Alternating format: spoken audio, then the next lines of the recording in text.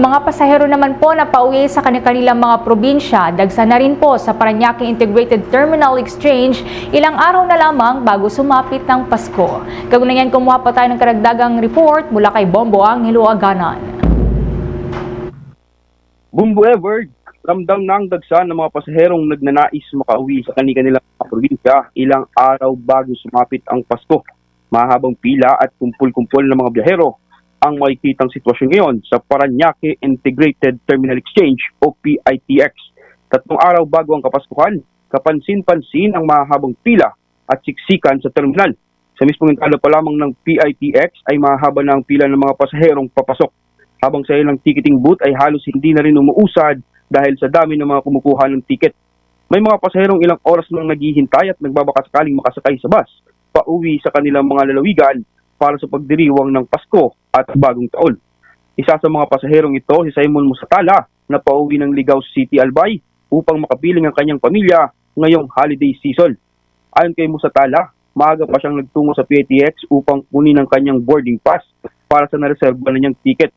Ngayon man, kahit pumila na kahapon at ngayong umaga ay nasa terminal pa rin siya at hindi pa rin naman nakakuha ng boarding pass dahil sa haba ng pila at dami ng kasabay ng mga pasahero.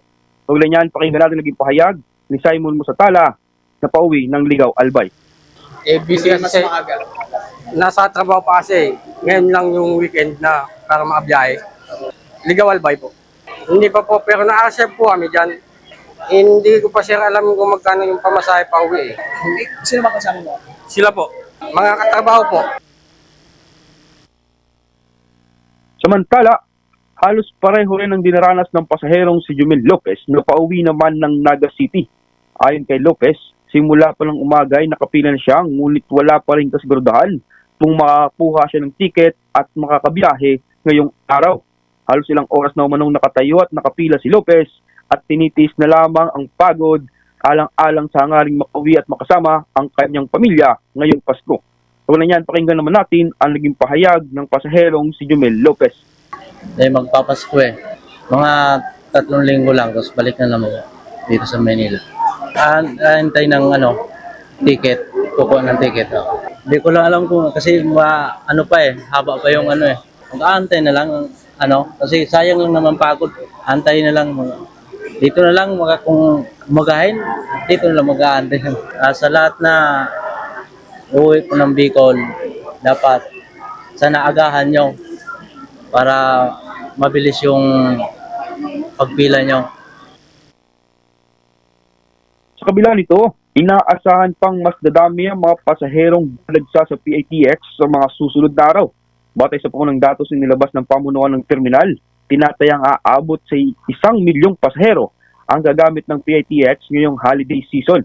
Dahilan upang ipayo sa publiko ang maagang pagbabiyahe at paglalaan ng sapat na oras upang maiwasan ang abala sa mga pasahero. At yan ang ulat mula dito sa Parañaque Integrated Terminal Exchange sa Parañaque City.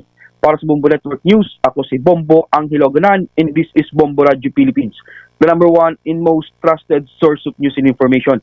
Basta Radio, Bombo! For the most trusted source of news and information, visit our website at www.bomboradio.com. Follow us on Bombo Radio mobile app, Facebook, YouTube, TikTok, and X, formerly Twitter.